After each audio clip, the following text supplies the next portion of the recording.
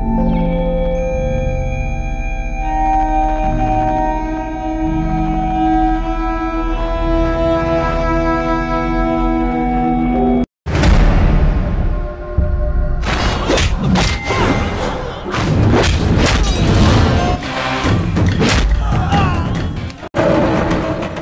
ini tentang kehidupan seorang pemuda pengangguran bernama Akash Narayan. Ketika teman-temannya diculik sekelompok preman karena judi, Akash yang diperankan Raffi Teja tampil sebagai pahlawan.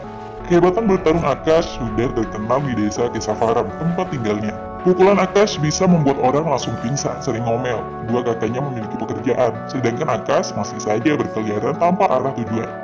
Akash diminta segera menikah agar memiliki rasa tanggung jawab. Keluarganya mengajak Akash bertemu seorang gadis bernama Aksha. Akash sangat setuju menikahi gadis yang cukup cantik itu. Keduanya kemudian bicara empat mata. Akash sempat melihat-lihat foto keluarga Aksha. Penolakan Aksha membuat Akash patah hati. Dia ingin secepatnya bisa terkenal. Akash berkomitmen untuk menjadi selebriti. Hal itu membuat keluarganya geleng-geleng kepala. Untuk bisa terkenal, Akash melakukan tindakan ceroboh dan gila. Dia melempar Menteri Pertanian, Samba, dengan batu saat kampanye di atas panggung. Menteri Samba sangat murka, orang yang berani melemparnya harus mati.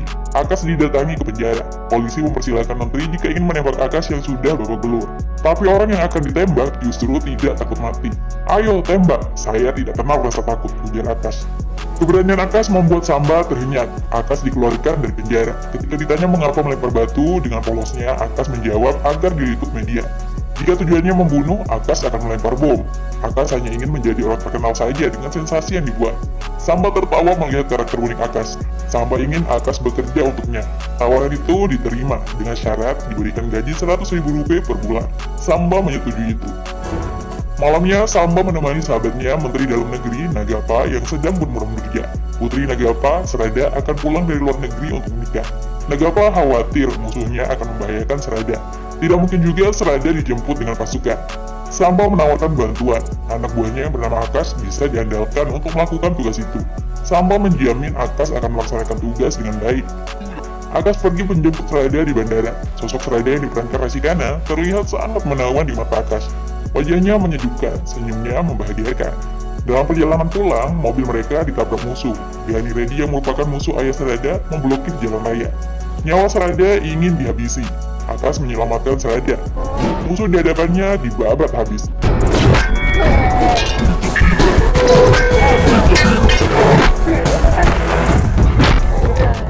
Gani Reddy juga tidak mampu mengimbangi kekuatan Akash.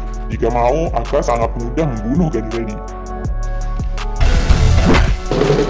Serada sangat kagum melihat kehebatan Akash. Mendagri Nagapa juga bersyukur Serada baik-baik saja. Tapi bagaimana bisa Gani Reddy mengetahui dengan tepat jadwal kepulangan Serada? Ternyata Akash yang memberitahunya. Nagapa jadi kesal. Akash beralasan hanya ingin membuat Gani Reddy tidak berani lagi mengganggu. Serada semakin mengagumi karakter Akash. Serada bahkan menyarankan ayahnya agar mempekerjakan Akash. Orang hebat seperti Akash sangat dibutuhkan keberadaannya. Saran Serada benar juga. Nagapa menelpon Akash menawarkan pekerjaan. Padahal saat itu Akash sedang mengantar Menteri Samba ke gedung parlemen. Akash awalnya malu-malu, tapi setelah mendengar gaji yang akan didapatkan 2 kali lipat, saat itu juga Akash menghentikan mobil. Dia meninggalkan Menteri Samba di tengah jalan untuk bergabung dengan Mendagri Nagapa. Nama Akash semakin populer karena menjadi tangan kanan Mendagri. Wajahnya masuk berita di koran maupun televisi. Keluarga Akash jadi khawatir dengan apa yang dilakukannya. Bagus. Sementara itu, keluarga calon pengantin laki-laki tiba. Kecantikan Serada langsung memincut hati Karan, anak Menteri Subaredi yang akan menjadi suami Serada. Mereka sepakat untuk melangsungkan pernikahan. Akash tidak mau kalah. Dia berdoa ke kuil agar Serada menjadi jodohnya. Ikhtiar juga dilakukan dengan memanfaatkan kebodohan si Dapa. Serada sendiri selaku pengantin wanita menyimpan kekaguman pada sosok Akash. Masalah pemilihan kain sari saja, Serada mengikuti selera Akash. Parahnya, Serada membiarkan Akash memasang sari untuknya. Karan yang menjadi calon suami Serada tidak berpikir macam-macam, karena Akash bekerja untuk ayah Serada. Malamnya, Karan mengajak Serada menikmati hiburan kebar. Kecantikan Serada menarik perhatian seorang pemuda yang mabuk narkoba. Sebut saja nama pemuda itu Bangke Reddy. Dia sengaja menabrak Serada untuk menggoda. Karan langsung memukul Bangke karena kurang ajar. Keributan tidak berlanjut setelah Bangke dibawa keluar oleh temannya. Karena Sarada sudah di parkiran untuk pulang, rupanya mereka ditunggu Bangke yang tidak terima dipukul. Bangke membawa puluhan teman-temannya. Melihat terlalu banyak orang, nyali Karan jadi ciut. Dia melangkah mundur dan melepas tangan Sarada, padahal Sarada dalam bahaya jika ditinggalkan. Ketika Karan lebih memilih mundur, Akash datang maju ke depan. Akash siap pasang badan jika Karan dan Sarada berani diganggu. Akash mengambil kabel sengatan listrik untuk menghadapi mereka, sehingga puluhan orang itu tidak berani berbuat apa-apa. Apa yang dilakukan Akash kali ini benar-benar membuat hati Sarada jatuh cinta. Akash jauh lebih layak menjadi suaminya dibanding Karan yang pengecut. Gejolak hati Sarada disampaikan kepada ayahnya. Sarada juga mengungkapkan jika suami yang tepat untuknya adalah Akash. Kepribadian Akash yang memiliki dedikasi tinggi diyakini akan membawa kebahagiaan bagi Sarada maupun keluarga. Ayahnya meminta waktu berpikir hingga ulang tahun Sarada. Momentum itu dimanfaatkan Mendagri Nagapa untuk mengumumkan calon suami anaknya. Sarada akan dinikahkan dengan pekerjanya Akash. Pengumuman itu tentu saja mengagetkan semua orang, terutama Karan bersama keluarganya. Hal yang lebih mengagetkan lagi, Akash justru menolak pernikahan itu. Dia meminta maaf karena tidak bisa menikahi Sarada. Alasannya, Akash sudah mencintai gadis lain. Sarada dibuat heran setengah mati seperti tersambar petir. Para pejabat yang hadir penasaran siapa gadis itu. Akash mengaku takut menyebut namanya. Bisa-bisa dia akan dibunuh. Cinta Akash juga masih bertepuk sebelah tangan. Semua orang memberikan dukungan. Ketua Menteri Ashok bahkan berjanji akan menikahkan Akash dengan gadis pilihannya itu. Tidak ada yang perlu dikhawatirkan lagi. Akhirnya Akash mengungkapkan gadis yang dicintainya. Dialah Mira, putri tunggal Ketua Menteri Ashok. Mira yang hadir di tempat itu sama sekali tidak menyangka namanya dibawa-bawa. Peristiwa malam itu menjadi berita utama semua media. Ashok tidak menyangka anak kesayangannya adalah gadis yang dicintai Akash. Orang yang paling marah tentu saja Sarada. Sejak awal sikap Akash menunjukkan ketertarikan pada dirinya. Lalu setelah Sarada mau menerima Akash, ternyata hanya di PHP-in saja. Sarada benar-benar kecewa. Mira adalah sahabatnya sejak kecil. Sarada mengetahui pasti jika Mira tidak mengenal Akash. Selama ini Mira juga tinggal di Eropa. Akash memang jahat. Akash kejam sekali, tega mempermainkan hati Sarada. Setelah diomeli Sarada, giliran Mira datang mempertanyakan maksud Akash. Kepada Mira, Akash mengaku berbohong mencintainya hanya demi bisa menolak pernikahan dengan Sarada. Keberanian dan kecerdasan Akash justru membuat Mira jatuh hati. Mira kemudian bertemu dengan sahabatnya, Sarada. Mira menyampaikan jika dirinya tidak pernah mengenal Akash. Semua pengakuan Akash adalah dusta. Akash sedang bermain hati. Tapi itulah yang membuat Mira jatuh cinta. Mira bersedia menjadi istri Akash. Mira membicarakan keinginan itu kepada ayahnya. Ketua Menteri Ashok tentu saja tidak setuju jika Mira menikah dengan Akash. Ashok bisa saja membunuh Akash. Namun jika itu dilakukan, media pasti akan menyalahkan dirinya atau Menteri Nagapa. Ashok meminta sekretarisnya, Subramaniam, untuk segera mencari tahu semua hal tentang Akash. Orang seperti Akash harus dihabisi dengan cerdik. Tidak butuh waktu lama, identitas Akash sudah dikantongi. Akash adalah sarjana komputer yang aslinya berasal dari desa Atriyapuram. Ayah Akash adalah Jaya Narayana. Wajah Ashok Gajapati langsung tegang melihat foto Jaya Narayana. Padahal Jaya Narayana sudah lama meninggal dunia. Dia tidak datang kepada saya untuk cinta. Sasaran dia sebenarnya adalah saya, ungkap Ashok. Kini Ashok menyadari dirinya adalah target utama Akash. Ashok tidak boleh tinggal diam. Subramaniam diperintahkan mengundang Akash ke rumah tamu untuk dibunuh. Akash tidak sadar jika identitasnya telah bocor. Dia begitu bahagia mendapat undangan untuk membicarakan pernikahan. Kabar baik itu disampaikan pula ke Mira.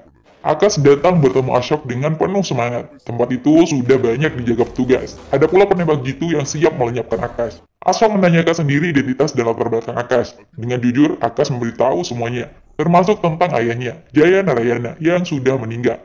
Ayah saya dulu pemimpin di masyarakat, tapi obat yang dibuat ayah mengakibatkan banyak masyarakat meninggal. Akhirnya, ayah dibunuh oleh masyarakatnya sendiri, tutur Akash. Jawaban Akash mengejutkan Ashok. Ternyata Akash tidak mengetahui fakta sebenarnya. Ashok membatalkan niat membunuh Akash. Selanjutnya mereka membicarakan tentang pernikahan. Akash diminta meninggalkan India. Jika tidak, Akash akan dibunuh. Karena Ashok tidak ingin Mira menikah dengan Akash. Permintaan itu ditolak mentah-mentah. Akash akan tetap mencintai Mira apapun yang terjadi. Akash mempersilahkan Ashok jika ingin membunuhnya. Keberanian Akash membuat Ashok emosi. Ashok berjanji akan menyetujui pernikahan jika gagal membunuh Akash dalam 24 jam. Akas terlalu tangguh untuk bisa dibunuh.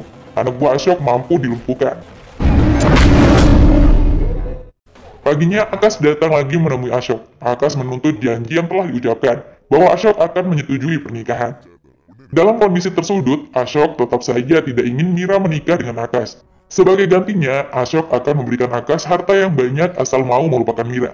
Akas menolak tawaran uang, rumah, dan tanah. Semua itu tidak ada artinya tanpa Mira. Tapi ketika Ashok menawarkan uang sebesar 50 miliar rupiah, Akas tidak bisa menolak. Apa gunanya Mira? Saya setuju melepas Mira, ucapnya. Uang sebesar 50 miliar rupiah akhirnya diserahkan kepada Akas. Rupanya pertemuan itu direkam. Ashok menunjukkan kepada Mira bagaimana Akas lebih memilih uang daripada cintanya. Mira merasa sedih dan marah kepada Akas. Mira mengajak Serada untuk melabrak Akas ke rumahnya. Akas yang sedang bersama keluarga langsung mendapat caci maki dan sumpah serapah.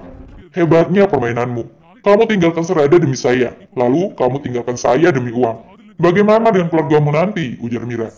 Mira terus saja mengoceh. Serada juga tidak ketinggalan. Sifat Akas dinilai tidak jauh berbeda dengan ayahnya.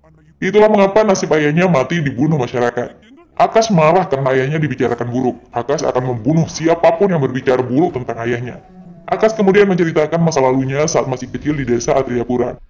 Ayah Akas, Jaya Narayana, seperti Tuhan yang menjaga masyarakatnya. Obat buatan Jaya Narayana mampu menyembuhkan banyak penyakit. Jaya Narayana sangat dihormati masyarakat. Semua kebaikan dilakukan dengan ikhlas tanpa mengambil keuntungan apapun. Melihat Jaya Narayana yang diagungkan masyarakat, seorang ketua partai politik datang. Jaya Narayana diajak ikut pemilihan umum, sehingga bisa melakukan pengabdian lebih banyak lagi. Demi untuk mengabdi, Jaya Narayana setuju ikut pemilihan. Saat itu, Ashok Gajapati juga ingin ikut pemilihan. Dia merasa tersaingi dengan keberadaan Jaya Narayana. Namun Ashok pura-pura baik dan mendukung Jaya Narayana. Pada hari pencalonan, tiba-tiba masyarakat mengamuk. Obat yang dibuat Jaya Narayana telah membunuh ratusan orang. Jaya Narayana telah bersekongkol dengan perusahaan farmasi demi uang. Jaya Narayana yang selama ini dianggap seperti Tuhan, dalam waktu singkat diperlakukan seperti setan. Ribuan masyarakat ingin membunuh Jaya Narayana. Saat itu, Ashok kembali pura-pura menyelamatkan Jaya Narayana. Tapi diam-diam, Ashok menusuk Jaya Narayana hingga meninggal dunia. Saya ingin merusak nama Anda sebelum membunuh Anda, ucap Ashok puas. Sejak kematian Jaya Narayana, Akas bersama semua keluarganya pindah ke desa Kesavaran. Akas mengetahui fakta penting tentang kematian ayahnya saat pergi ke rumah Aksa untuk lamaran pernikahan. Paman Aksa adalah dokter yang telah mengkhianati ayahnya. Dokter itu sudah stroke, namun masih bisa bicara dan menceritakan apa yang sebenarnya terjadi. Akas mulai menyusun rencana untuk menghancurkan Ashok Gajapati. Orang yang saat ini menjadi ketua menteri telah membunuh ayahnya dan banyak orang di jabatan. Penjelasan Akas membuat Mira dan Serada sedih. Terkait dengan uang yang diambil oleh Akas akan digunakan untuk membangun kembali desa Atriapura. Mira dan Serada kini jadi makin cinta kepada Akas. Mira sangat kecewa setelah mengetahui kebusukan ayahnya. Mira merasa malu memiliki ayah yang tega membunuh banyak orang demi jabatan. Tindakan Akas untuk menghancurkan ayahnya sudah tepat. Besoknya, Ashok seperti biasa melaksanakan upacara. Namun saat akan mengibarkan bendera kebangsaan, Ashok dicegat. Karena baru saja Ashok telah dipecat dan bukan ketua menteri lagi. Serasa tidak percaya, Ashok pergi untuk menemui gubernur. Lagi-lagi Ashok dihentikan di tengah jalan. Semua pasukan pengawalnya ditarik. Gubernur juga tidak bersedia bertemu. Ashok benar-benar frustasi. Dia berdiri di tengah jalan bersama sekretaris dan supirnya saja. Saat itulah Akas datang mengolok-olok. Ternyata semua yang terjadi adalah pekerjaan Akas. Uang dari Ashok digunakan untuk menghancurkan Ashok. Dua menteri yang menjadi koleganya, Nagapa dan Samba, juga dipecat. Media memberitakan Ashok Gajapati telah dipecat karena menerima suap sebesar 30 miliar rupiah. Masyarakat juga marah kepada Ashok setelah mengetahui dia dalam kasus obat 15 tahun lalu. Bagaimana Akas bisa melakukan semuanya? Akas menyuap orang kepercayaan Ashok, Subramaniam. Rekaman video Ashok menerima suap diambil oleh Subramaniam secara diam-diam. Bukti itu kemudian dibawa ke ketua partai. Akas lebih cerdas dibandingkan Ashok. Setelah Ashok hancur, Akas mengajak ibunya kembali ke desa Atriapura. Namun, Ashok bersama banyak preman sudah mempersiapkan balas dendam. Orang seperti Ashok memang harus benar-benar dimusnahkan. Akas menghajar dan membunuh semua anak buah Ashok.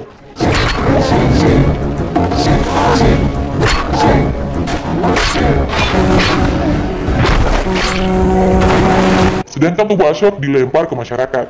Akas membiarkan masyarakat yang memberi hukuman. Lalu bagaimana dengan nasib Mira dan Serada?